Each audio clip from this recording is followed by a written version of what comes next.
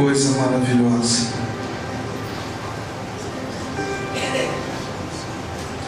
Eu amo atrair o coração de Deus. Amo quando Ele vem e enche este lugar. Nós entramos aqui, o ministério local estava ministrando ao coração de Deus e estava um ambiente tão gostoso, porque quando Ele vem, a atmosfera muda. Quando Ele vem, o ambiente muda. Eu gosto de pensar, queridos, que pelo menos existem 3 razões pelo qual Deus se apresenta em um lugar. O primeiro, porque Ele é onipresente. Ele está em todo lugar. O segundo é porque Ele prometeu. Ele disse: eis que estarei convosco até a consumação do século. Mas o terceiro motivo, e talvez o que mais me apaixona, é quando Ele é atraído. É quando Ele é atraído pela adoração do seu povo. É quando nós temos coragem, ousadia, como diz o texto de Hebreus, de trilhar por este caminho inaugurado por Jesus. Porque Jesus foi o maior adorador que já existiu. Mas Ele tocava algum instrumento? Não sei. Ele cantava.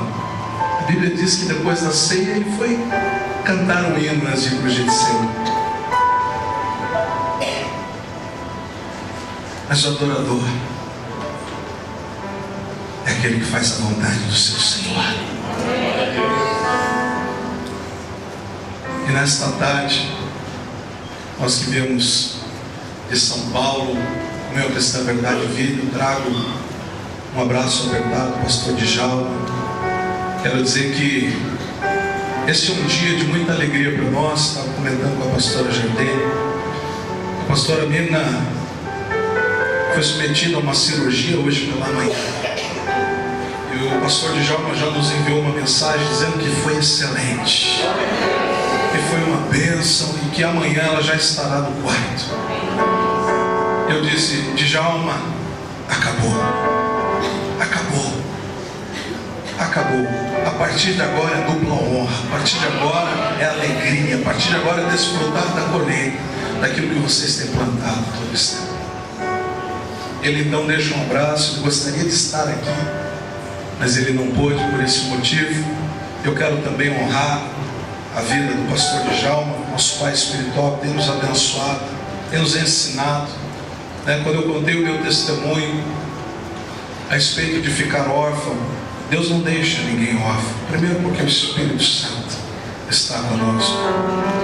Depois porque Ele levanta pessoas especiais, homens e mulheres, que vão ensinar a você, que vão ensinar o caminho, que vão ensinar a amar a Deus. E o Djalma tem sido um pai espiritual, tem sido uma bênção na nossa vida, tem sido uma bênção na vida desse ministério. Amém, queridos? Mas eu quero conversar um pouquinho com os irmãos a respeito de níveis de adoração. E por isso eu gostaria que você abrisse a sua Bíblia no livro de Atos, no capítulo 15, a partir do versículo 16.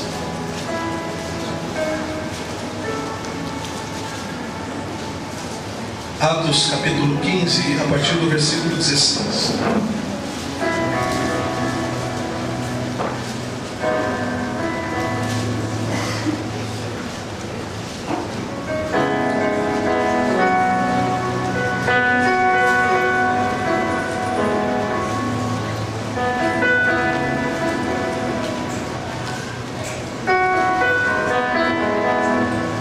Deus vai fazer algo muito poderoso nesta tarde. Esta semana ainda passei por um processo de dor de garganta, talvez uma gripe incubada. Eu tenho lutado para não ceder. E eu disse: ninguém vai me impedir de estar lá. Só se o Senhor me levar, de resto eu vou estar lá. Eu tenho certeza que Deus vai fazer algo especial nesta noite. Atos 15, 16 diz assim: cumpridas estas coisas, voltarei e reedificarei o tabernáculo caído de Davi, e levantando de suas ruínas, restaurá-lo-ei, para que os demais homens busquem o Senhor, e também todos os gentios sobre os quais tem sido invocado o meu nome, diz o Senhor, que faz estas coisas conhecidas desde séculos. Feche os teus olhos. Espírito Santo, esta é a tua palavra. É o Senhor quem revela, é o Senhor quem traz à existência aquilo que não existe, é o Senhor quem transforma, é o Senhor quem nos ensina. Eu me coloco e me submeto debaixo da tua vontade, debaixo do teu querer para esta tarde. Abençoe este povo, abençoe esta igreja, que seja um tempo realmente profético, um tempo de mudanças, um tempo de restauração, um tempo, ó Pai, onde a tua glória, a tua presença seja intensificada no nosso meio. Muito obrigado pela oportunidade que temos de estar na tua presença, em nome de Jesus. Amém.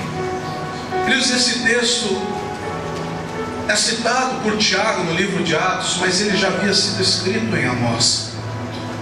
E o contexto pelo qual Tiago fala estas palavras sobre a restauração do tabernáculo caído de Davi é porque havia uma não pequena discussão, diz a palavra de Deus, de Paulo e Barnabé com alguns fariseus. Porque Paulo e Barnabé haviam sido enviados para a Fenícia e também para Samaria, e ali houve muita salvação. Deus operou de forma poderosa, e eles voltaram felizes, talvez na expectativa de compartilhar tudo quanto Deus havia feito. E alguns fariseus os interrogam, dizendo: sim, mas espera aí, eles foram circuncidados, eles vão cumprir a lei de Moisés? E Paulo e Barnabé entram naquela discussão, falando a respeito de um evangelho da graça, que havia sido liberado para alcançar a todos pela fé. Então, sabiamente, eles seguem para Jerusalém, onde estava ali a sede da igreja primitiva, e eles questionam, eles perguntam a Pedro, aos apóstolos e aos anciãos que ali estavam, a respeito dessa questão. Todos são colocados frente a frente para entenderem qual era a verdade, qual era a mentira, como deviam prosseguir. Será que era através da circuncisão? Será que era através da lei de Moisés? Ou será que era através da graça? Então Pedro se levanta em autoridade através do Espírito Santo, e ele diz: queridos, o propósito desse evangelho da graça é alcançar todos os povos. Este evangelho, ele vem pela fé. Diga: pela fé. Então, aquele clima se acalma, todos aceitam aquela verdade, e Tiago então cita a respeito do tabernáculo de Davi. E quando ele declara a respeito do tabernáculo de Davi, eu creio, eu tenho convicção que ele está falando a respeito da vontade de Deus para o seu povo. Ele está falando a respeito de uma adoração e de uma comunhão que Deus deseja de nós. Quando falamos do tabernáculo de Davi, como quando falamos de restauração, restaurar significa fazer voltar ao estado original. Mas para nós entendermos qual é a síntese ou a sintética desta palavra, nós precisamos voltar no tempo de Moisés.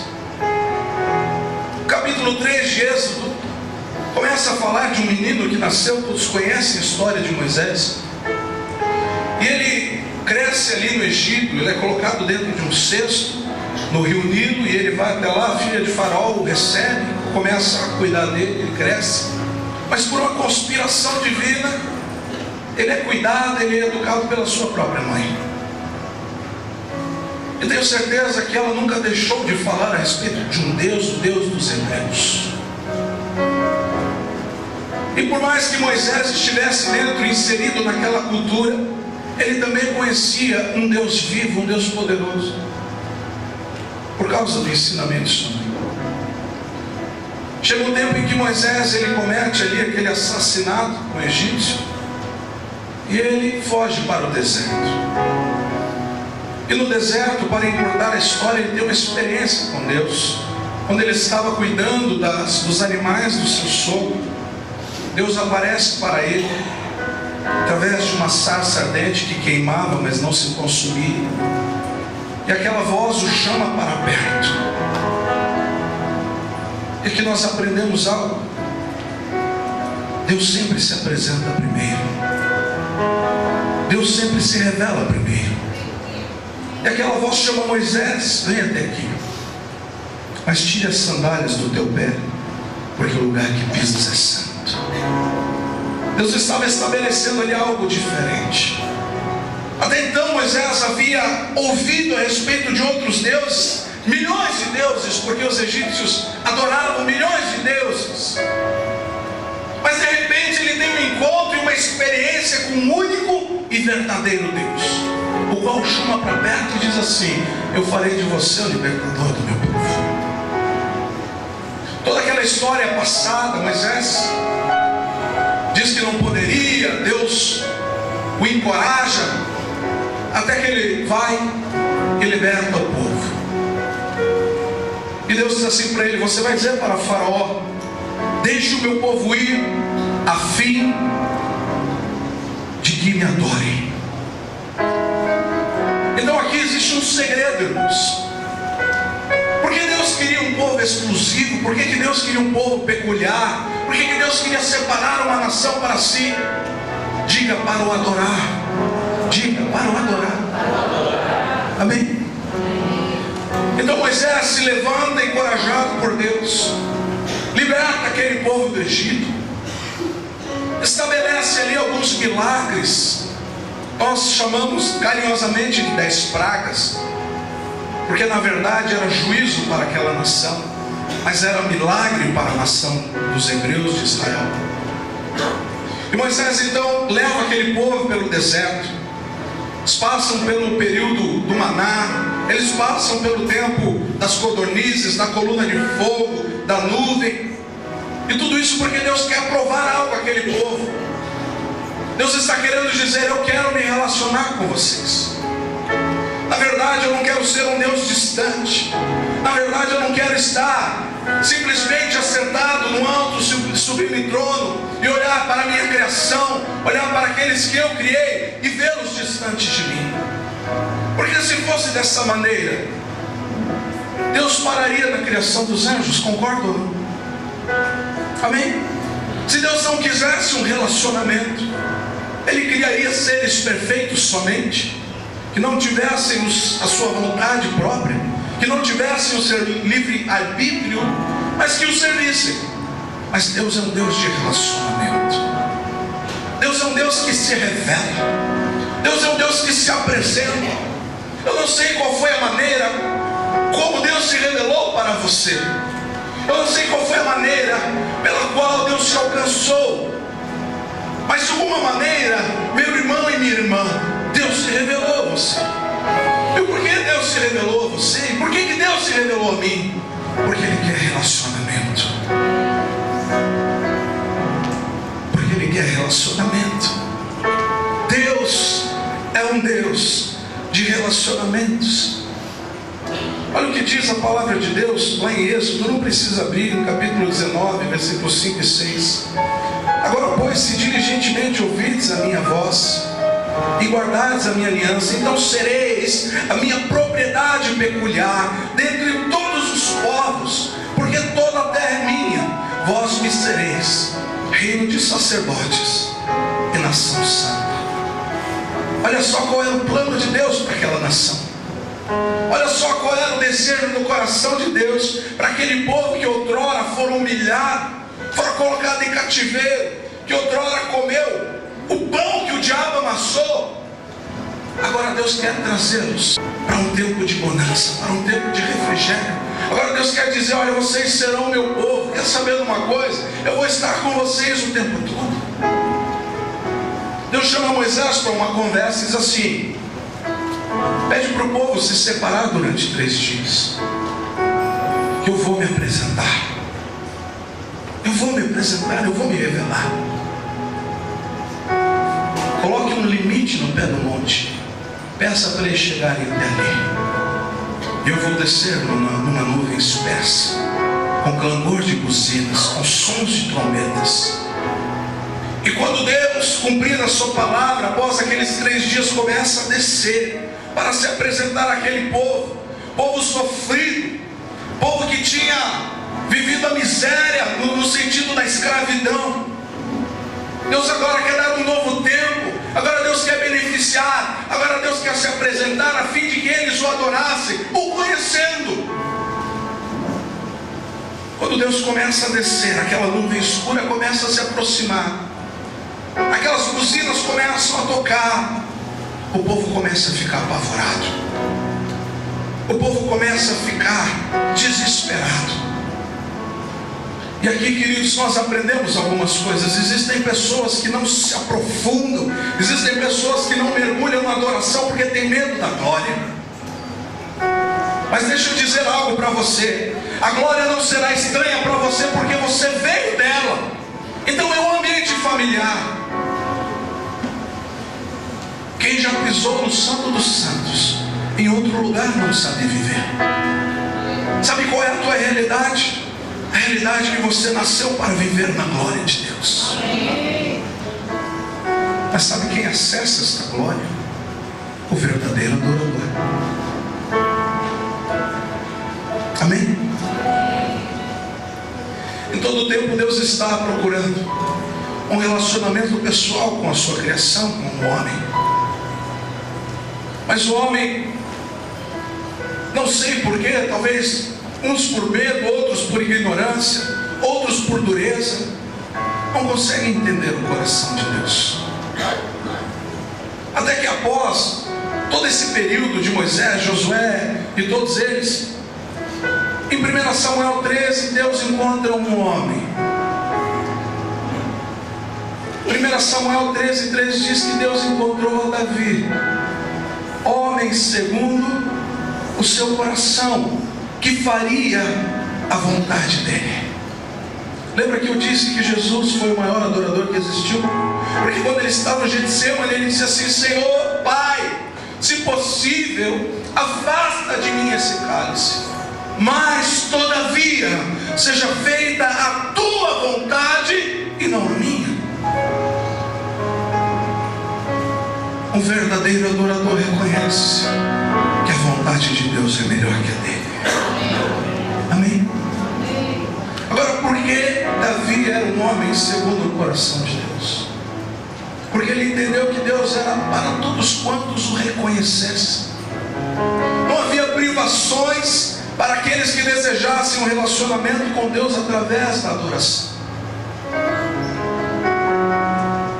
Tanto é verdade que Davi, ele pega a arca da casa de Obed-edom, depois de ter passado aquele momento com Uzaque, os Amori, está na casa de Abinadab, agora está na casa de Obed-edom, e Davi, da forma correta, vem trazer a arca para Jerusalém.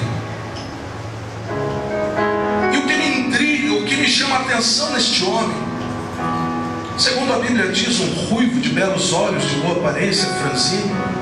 O que me chama a atenção neste menino, agora rei, é que ele entendeu alguma coisa que muitos não entenderam.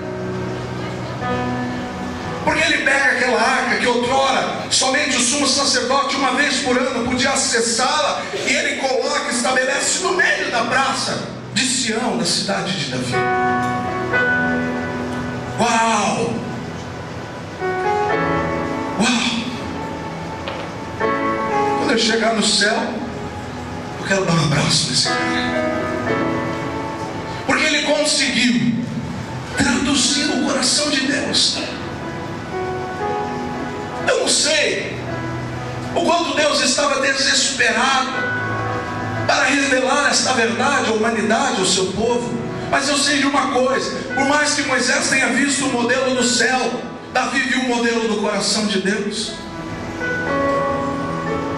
O método é o mesmo, o método é o mesmo, o caminho é o mesmo, mas existe algo mais. Existe existe algo mais. E Davi estabelece aquela arca no meio de Jerusalém, porque ele entende que a adoração é a principal atividade em volta, em torno do trono de Deus. A palavra de Deus nos diz em Apocalipse que são 24 anciãos, serafins e querubins, que nem de dia nem de noite se cansam de declarar: Santo, Santo, Santo. É adoração 24 horas. Agora, tendo uma adoração tão perfeita, tão poderosa, por que Deus queria se revelar a pessoas como eu e você?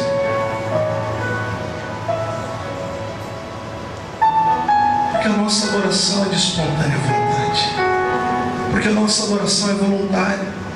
Às vezes não tem gás na tua casa, irmão, mas o Senhor levanta as mãos para os céus e diz: Senhor, obrigado. Senhor, eu te louvo. Às vezes existe um familiar em um leito de enfermidade, mesmo assim você se ajoelha e diz: Senhor, Tu és o Deus de toda a terra. Aconteça o que acontecer, eu sei que o Senhor está comigo.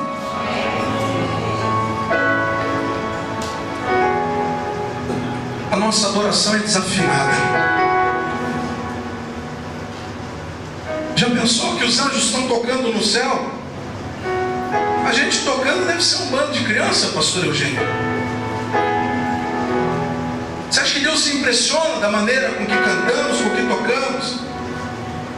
Deus não se impressiona com como cantamos ou como tocamos, mas Deus se impressiona quando o coração se entrega totalmente a Ele. Eu esqueci o escritor agora, talvez o bispo me ajude. Jesus o levou ao céu em espírito. Ele ouvia aquela música perfeita, os anjos cantando, os anjos tocando, e a multidão de santos adorando. E Deus está sentado em seu trono. Obviamente que ele não via Deus, mas ele sabia que Deus estava ali. E de repente, as mãos de Deus que estavam assim, fazem assim. Aquele que escreveu A Última Batalha, Rick Warren. E ele está ali com Jesus, tendo essa experiência espiritual. De repente as mãos de Deus fazem assim. É aquele som perfeito, aquele som bonito começa a parar e começa a subir um som meio feio, um som meio estranho, meio desafinado, meio desengonçado. E ele diz: Jesus, espera aí, não estou entendendo. Nós estávamos ouvindo uma música tão perfeita, por que o Senhor agora está me permitindo ouvir essa música tão feia? Quando ele está falando isso com Jesus, Jesus aponta para o trono onde está Deus. Quando ele olha para Deus, Deus já não está mais sentado, Deus está em pé. E Deus está em pé com as mãos assim. E aquilo era como uma satisfação para ele. Aquilo enchia o interior de Deus de uma maneira incrível. E ele podia descrever que Deus, mesmo sem vê-lo, as lágrimas corriam no rosto de Deus. E Jesus, um súbito, abre a visão de Rick Warren. Quando ele olha para a terra, estão 20 pessoas reunidas de mãos dadas, com todos os problemas possíveis, mas com um coração contrito e quebrantado, um coração verdadeiro. Jesus diz para ele: esta é a verdadeira adoração. Percebeu o que você pode causar no céu quando você adora? Deus faz os anjos pararem. Diga aí para a pessoa que está ao teu lado: não importa se você é desafinado, porque Deus sente o cheiro. Aleluia. Porque Deus inala, porque Deus recebe no seu ser, porque Deus recebe no seu interior. É bom que quem cante para dirigir o corpo, é bom que seja afinado, né, pastor? Mas a adoração não tem a ver com palco. Não existe essa separação, queridos. Não existe palco e povo. Existe um corpo, uma nação santa, um reino sacerdotal escolhido por Deus para adorá-lo em espírito e em verdade. Esta maranacha,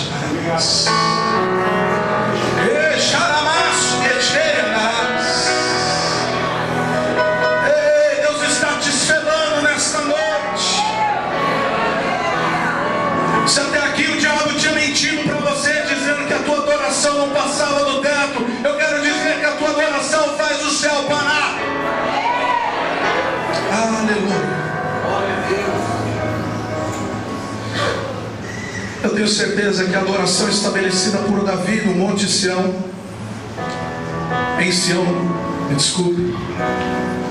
a cidade de Davi, era uma adoração igual a do céu. Por isso Deus se movimentava entre céu e terra. Por isso Davi colocou a arca no meio da cidade e não foi consumido.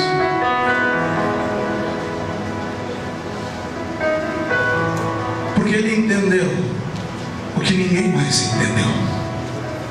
Eu quero profetizar que nesta noite nosso entendimento será aberto e nós o veremos como Ele é. Nós o receberemos como Ele é. E a revelação do Senhor fará com que a tua adoração seja profunda. Porque eu creio que a adoração ela vem através do conhecimento, e o conhecimento vem através da adoração.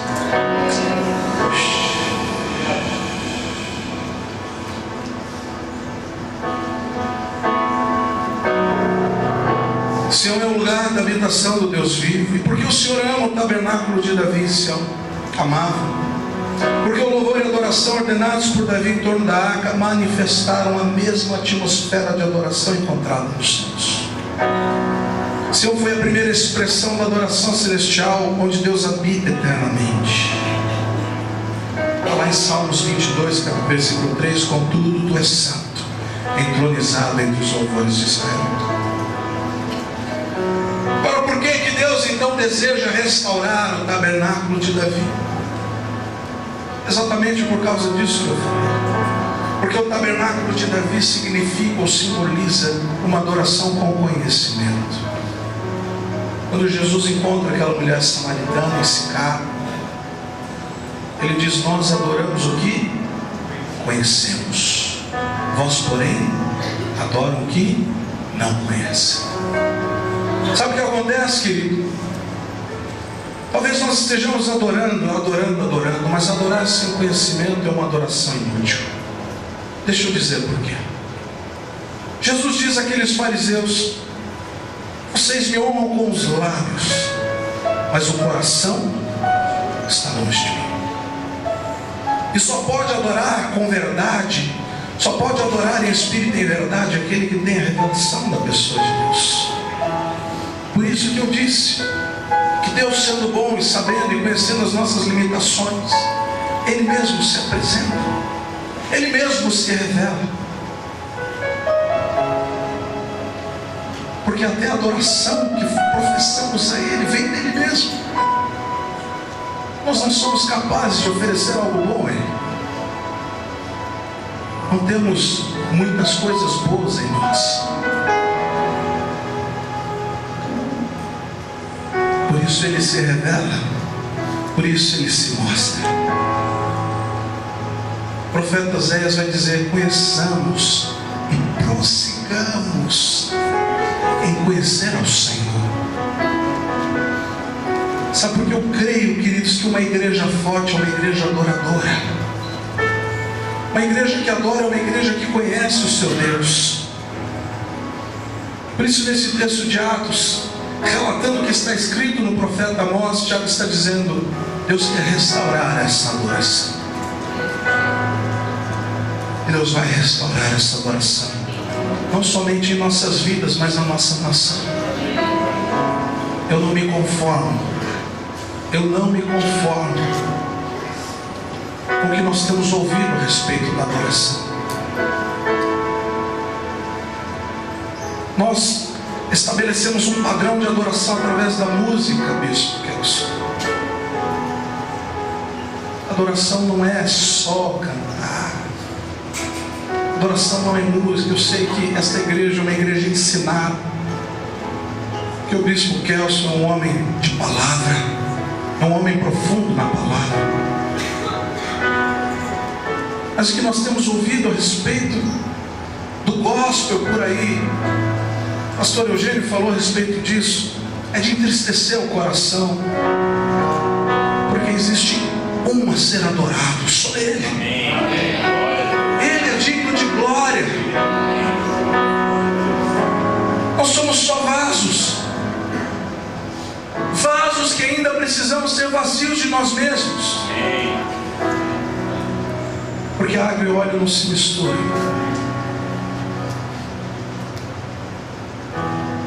Estão entendendo?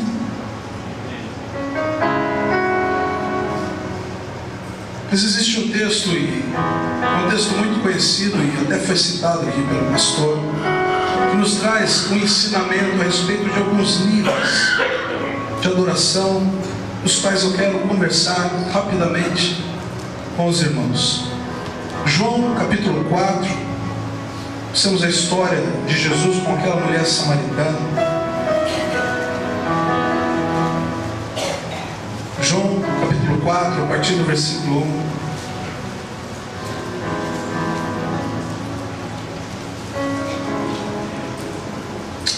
Melhor, capítulo 4, versículo 4. E era-lhe necessário atravessar a província de Samaria. Chegou, pois, a uma cidade samaritana chamada Sicar, perto das terras que Jacó dera a seu filho José. Estava ali a fonte de Jacó. Cansado da viagem, assentara-se Jesus junto à fonte, por volta da hora sexta. E a primeira coisa que nós aprendemos, queridos, neste texto de João, capítulo 4, no versículo 4, é que Jesus faz de tudo para se apresentar a você. O pastor Eugênio estava ministrando, ele disse que havia um outro caminho, até mais fácil de percorrer para chegar onde Jesus queria chegar, mas a palavra de Deus diz que era-lhe necessário passar por aquela cidade. E eu te faço uma pergunta: por que era necessário? Alguns podem dizer porque ele estava com fome. Versículo 6: estava ali a fonte de Jacó. Cansado da viagem, assentara-se Jesus junto à fonte. A Bíblia não diz que ele estava com fome.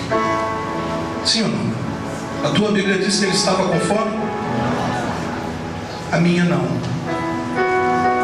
Diz que ele estava cansado da viagem. Aí Jesus dá um jeitinho para tirar os discípulos dali. Diz assim: ó, vocês estão com fome, né? Então vamos comprar uma comida lá. E como é que você me prova isso? Porque lá na frente, se você continuar lendo o texto, Jesus vai dizer assim: a minha comida é fazer a vontade do meu Pai. Eles vieram oferecer comida para Jesus depois de voltar. Mas Jesus diz: a minha comida é fazer a vontade do meu Pai. Então, querido, sabe que nós aprendemos aqui? Que Jesus se deixa ser encontrado. Tem um texto em Atos 17, 26 e 27, diz assim: de um só fez toda a raça humana para habitar sobre toda a face da terra, havendo fixado os tempos previamente estabelecidos e os limites da sua habitação, para buscarem a Deus, se porventura tateando o possam achar, bem que não está longe de cada um de nós. Levante a sua mão e faça assim: Ele não está longe. Mesmo que tateando, a gente o encontra. Sabe qual é a beleza deste Deus tão poderoso? Eu não posso deixar de mencionar, meu irmão, que quando Deus se deixa ser achado, Ele está se humilhando.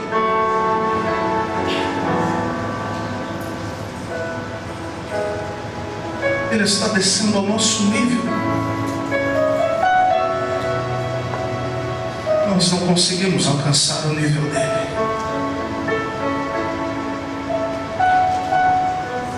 Então ele veio até o nosso. Era necessário que Jesus passasse pela igreja da família cristã.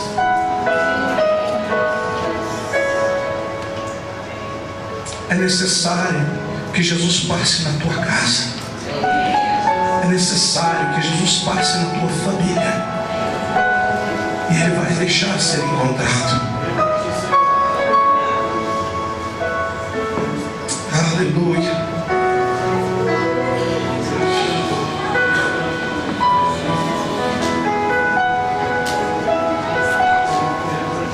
É que você pode glorificá-lo por isso. Nós somos gratos a Ti, Pai, porque o Senhor se deixa ser encontrado.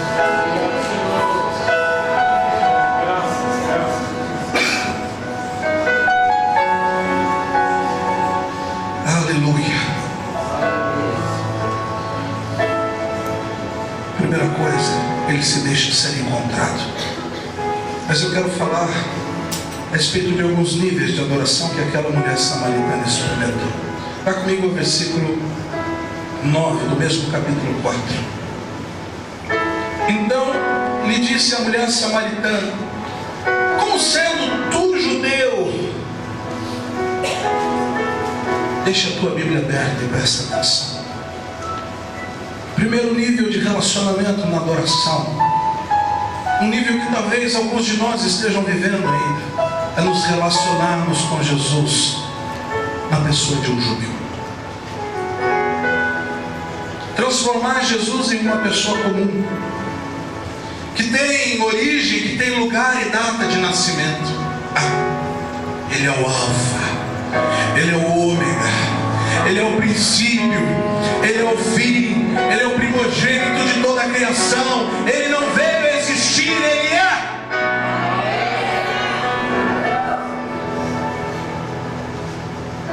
João capítulo 1 vai dizer: no princípio era o Verbo, e o Verbo estava com Deus, e o Verbo era Deus, e tudo que foi feito por Ele e através dEle. Não podemos adorar a Jesus como se Ele fosse uma pessoa comum. Um fariseu chamado Simão, esse texto está em Lucas 7:44, eu estou correndo por causa do horário, chama Jesus para jantar, e ele critica aquela mulher que vocês já conhecem do vaso de alabastro. Em Lucas 7:44-46 diz assim: em seguida virou-se para a mulher e disse: Simão, vê esta mulher? Entrei em sua casa, mas você não me deu água para lavar os pés. Ela, porém, molhou os meus pés com suas lágrimas e os enxugou com seus cabelos. Você não me saudou com um beijo, mas esta mulher, desde que entrei aqui, não parou de beijar os meus pés. Você não ungiu a minha cabeça com óleo, mas ela derramou perfume nos meus pés. Esta é a figura de uma igreja adoradora. Essa mulher significa ou representa uma mulher, uma igreja adoradora. Mas às vezes eu e você tratamos Jesus como fez o fariseu Simão. Nós até o convidamos para vir, mas quando ele entra no nosso ambiente, quando ele entra na nossa casa, quando ele está presente, nós o tratamos de maneira indiferente. E nós nos perguntamos: para que levantar as mãos? Para que cantar? Para que se ajoelhar? Para que dançar? Para que celebrar? Até queremos Jesus na nossa festa, mas não fazemos a festa para Ele. O fariseu Simão tinha Jesus em sua casa, porém nenhum dos costumes dos judeus ele fez ali com Jesus. Mas aquela mulher, rejeitada pela sociedade, sabe-se Deus como ela entrou naquele lugar. Ela honra, ela não trata Jesus como uma pessoa qualquer. Sabe por quê, queridos? Quando nós tratamos Jesus como uma pessoa comum, nós até criamos empecilhos para Ele. A mulher diz assim: como sendo tu judeu, pedes de beber a mim, que sou mulher samaritana? E ela diz lá no versículo 11: respondeu-lhe ela: Senhor, tu não tens com que tirar, e o poço é fundo. Onde, pois, tem as águas da vida?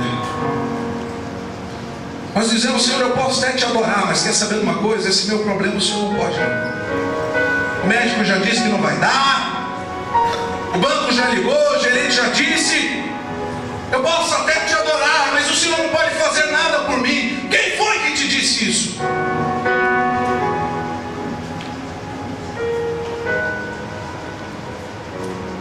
Quem foi que te disse isso? Ele é o alfa, ele é o ômega. Não existe situação, não existe adversidade contrária, não existe nada que ele não possa fazer.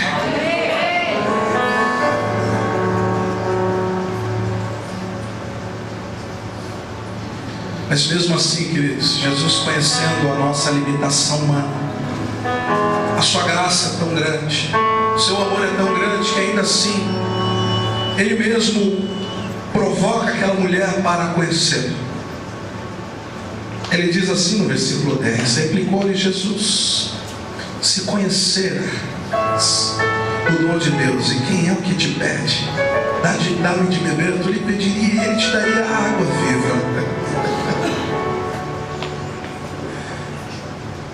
O que Jesus está dizendo? Eu estou aqui porque você me conhece.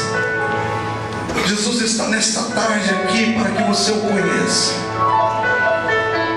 Eu tenho certeza que você não sairá daqui, se é que você está neste nível de adoração, você não sairá daqui igual, porque Ele está te provocando nesta noite. Ele está te instigando a conhecê-lo.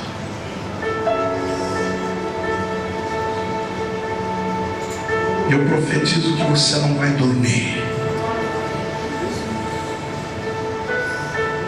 Você não vai dormir enquanto não conhecê-lo. Segundo nível, versículo 15. Disse-lhe a mulher: Senhor, dá-me dessa água. Segundo nível que muitos de nós vivemos de adoração é o nível do Senhor.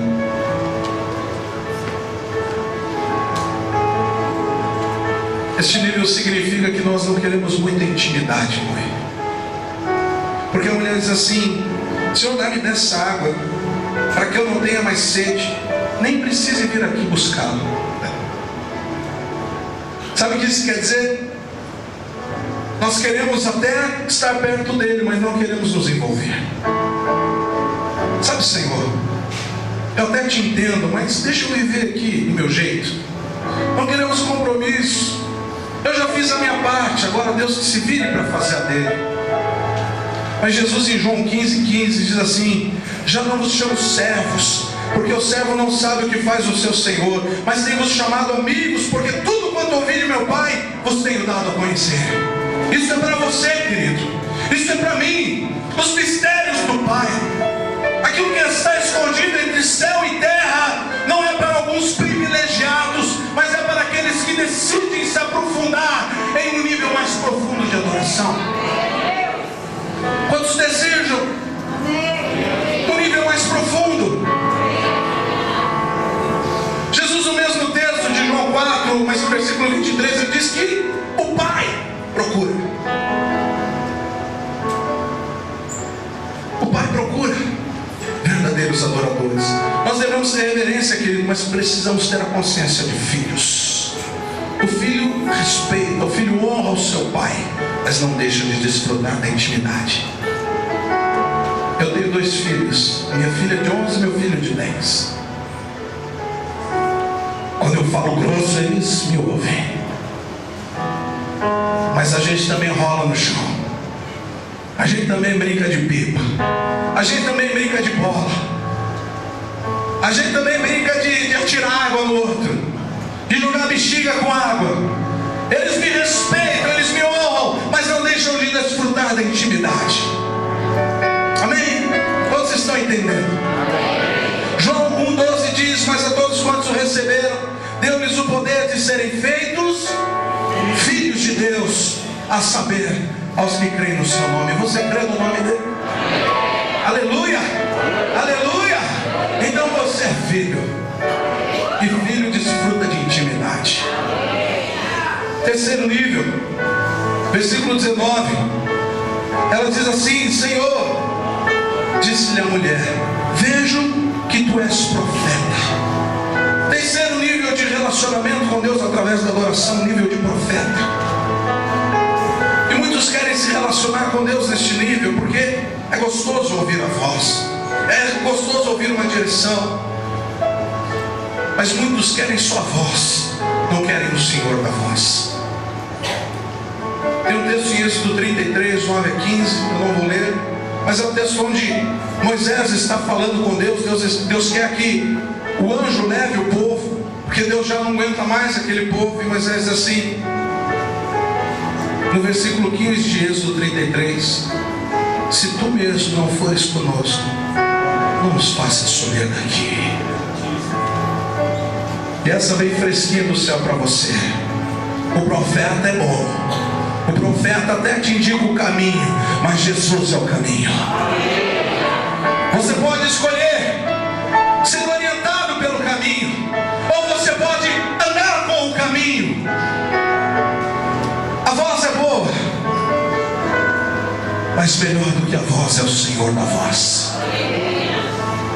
Jesus em Mateus 16, 13 a 17 está ali conversando com os discípulos. E ele pergunta, quem diz o povo ser o filho do homem? Eles responderam, uns dizem João Batista, outros Elias, e outros Jeremias e alguns dos profetas. Mas vós, continuou ele, quem dizeis que eu sou? Respondendo Simão Pedro disse, tu és o Cristo, o Filho do Deus vivo. Então Jesus lhe afirmou, bem-aventurado és, Simão Bar-Jonas, porque não foi carne e sangue que tu revelaram, mas meu Pai que está nos céus. E aqui nós chegamos ao último nível, ao quarto nível de adoração.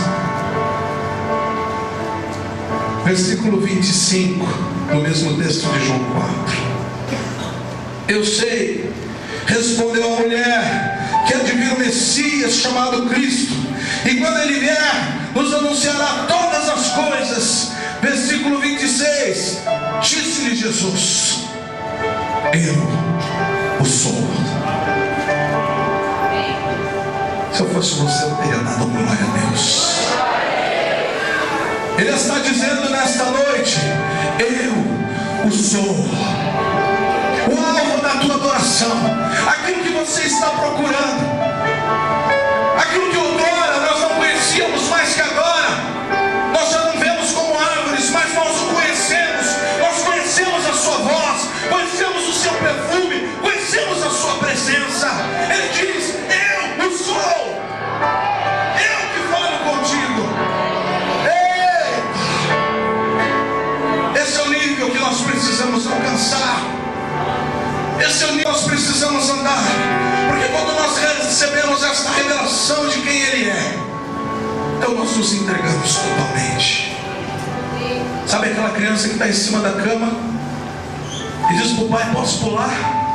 Posso pular? O pai diz, vem, vem, vem, pode vir que eu vou te segurar. Vem, vem, vem experimentar a segurança, vem experimentar do colo do papai. Pode vir que eu estou aqui, eu não te abandonarei. Pode pular que você está seguro.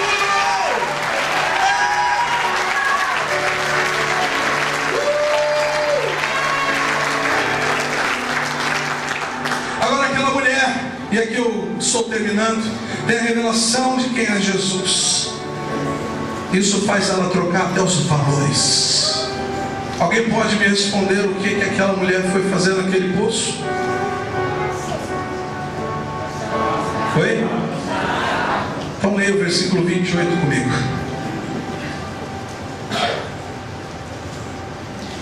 Quanto a mulher deixou o seu cântaro,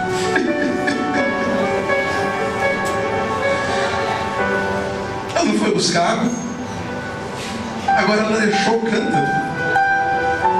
Sabe o que acontece? Quando nós temos um encontro com Jesus, nada mais nos importa. Aquilo que era mais precioso para ela, ela deixou de lado, porque ela conheceu alguém que era mais precioso do que aquele cântaro de água. Agora ela vai para aquela cidade e começa a falar a respeito de um homem, o qual ela conheceu naquele relacionamento, naquele tempo de conversa, e a sua própria vida agora é uma fonte de águas vivas. Sabe por quê? Quando ela começa a falar, aqueles homens começam a crer e dizem: sabe uma coisa? Vamos atrás dele, porque com certeza ele é o Messias, com certeza ele é o Salvador do mundo, com certeza ele é aquele a quem nós procurávamos, com certeza ele é a razão pela qual nossos pais nos falavam. Nem aqui, nem lá, agora o Senhor da adoração está presente. Ah, xamaná, xamaná.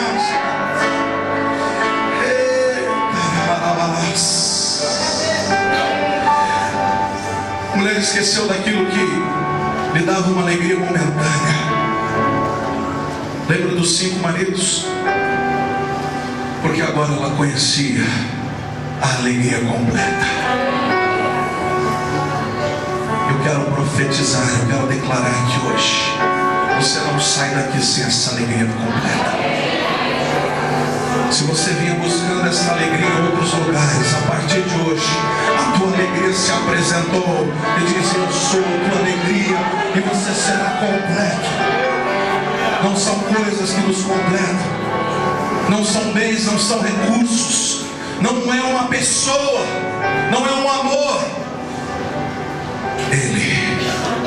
Ele, o Messias, o Salvador do mundo, Ele é o nosso Senhor, que se despiu da sua glória, como diz em Filipenses 2, e humilhou-se a si mesmo, mesmo sendo Deus, não usurpou o ser igual a Deus, antes assumiu a forma humana e habitou entre nós.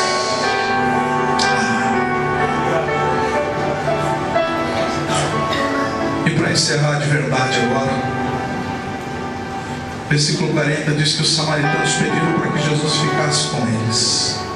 Quando nós experimentamos esse nível de adoração, o nosso desejo é ficar grudadinho nele. Nós não queremos mais largar. Sabe aquele casalzinho apaixonado? Desliga você.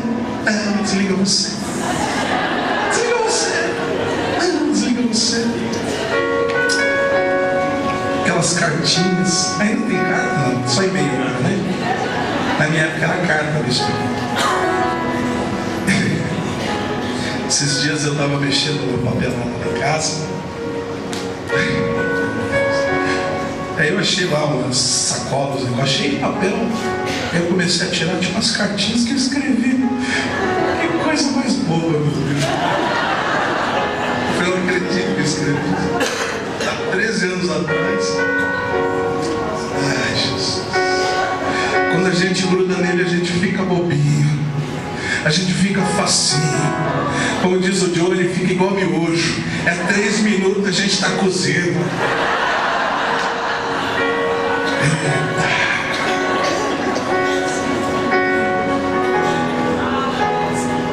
Chapação total. E dizia uma mulher: já agora não é pelo que disseste que nós cremos, mas porque nós mesmos temos ouvido e sabemos que este é verdadeiramente o Salvador do mundo. Jó diz assim: eu te conhecia de ouvir falar, mas agora os meus olhos te veem. Sabe uma coisa, querido? A partir de hoje você não vai mais ficar pegando carona na adoração dos outros, não. Porque se outrora você conhecia de ouvir falar, hoje eu tenho certeza que os teus olhos verão o Senhor. E a tua adoração será a tua adoração peculiar, a tua adoração coletiva, mas o pessoal.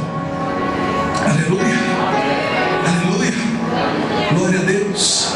Esse é o nível que nós buscamos. E meu desejo é que Deus abençoe esta igreja, abençoe a vida de vocês. Quero agradecer ao bispo, ao pastor, a oportunidade de estar aqui. Dê um forte aplauso ao Senhor.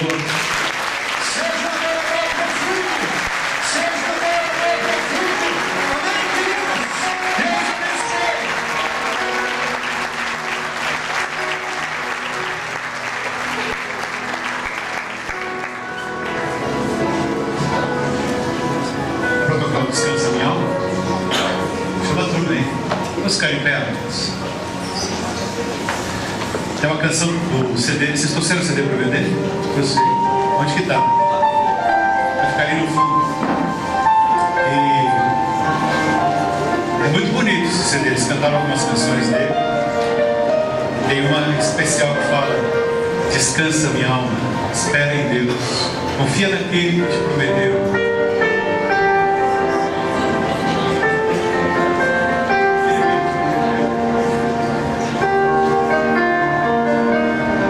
Deus promete que vai dar descanso, vai dar paz na sua vida. Você pode dar a mão para a pessoa que está ao seu lado, enquanto os irmãos ministram essa canção. Abençoe a vida dessa pessoa que está com você. Gostei do que o irmão falou, tantas coisas preciosas, mas agora no finzinho ele diz assim: ninguém vai pegar carona na adoração de ninguém. Quem diz amém nessa palavra? Você vai sair daqui renovado e vai encontrar este que tem águas vivas e vai saciar a sua sede.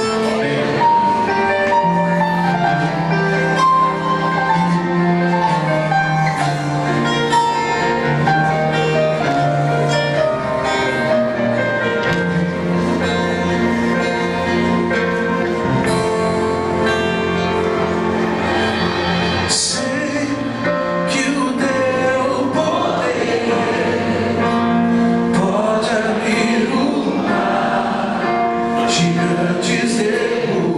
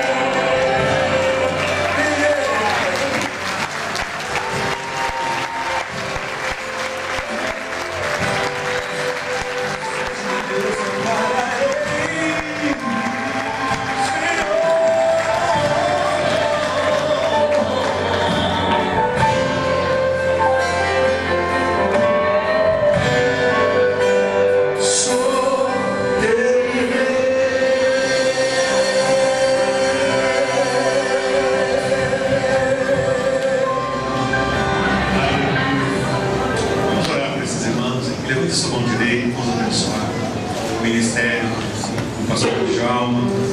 Pai, muito obrigado, Senhor, porque somos a mesma família, Senhor.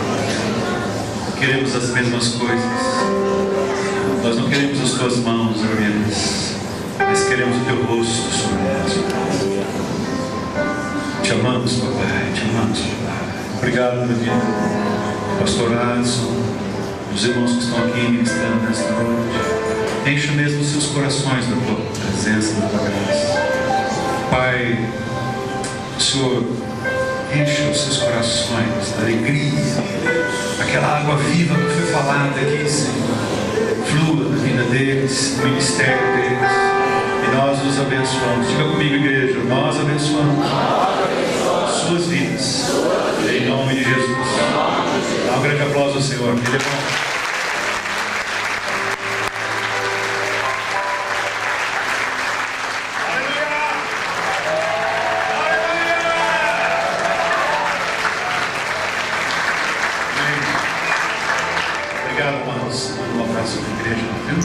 Nós vamos ter um intervalo agora, até as 20 horas aproximadamente.